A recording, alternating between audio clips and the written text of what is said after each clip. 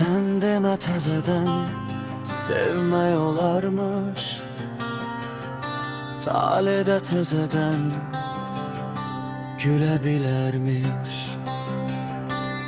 Küsüp gözü yaşlı geden mehabbet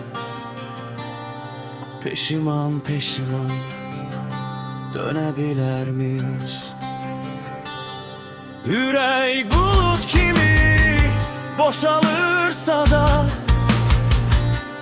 demek bulut kimi tezeden dolur.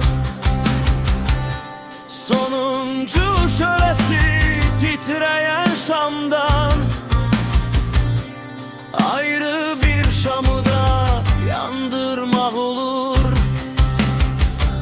Sen deme tezeden sevme yolarmış, köhne yaraları vaxt zaman silir. Kesilen budaklar, ölen ağaçlar teze pörgerle dirilebilir. Ağlaya ağlaya dünyaya gelir, biz anası dile gülmemişik mi? Her akşam sapsarı batan güneşi, her seher tezeden görmemişik mi? Sen deme tezeden sevme yolarmış, sevgi fürsət değil, kuş kimi uçar. Ne de kölgedir ki kaçasan kova,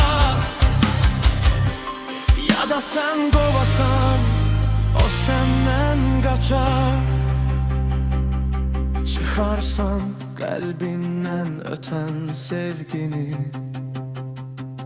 bir günde tenhalık sıkacak seni. Kiməsə ettiğin yaxşılıq kimi məhəbbət qarşına çıxacaq sənin. İlk sevgi yuvadan düşen kuşçuğaz, körpe kanatları pöhrelenmeyip Mecnun'un ahıyla uçan mehabbet, miniyle eliyle yere inmeyip. Ben ki görmemişem sevgini susan, mehabbet zirvede beslenen karmış. Kim değil bir defa sevilir insan, sen deme her zaman sevme yolarmış.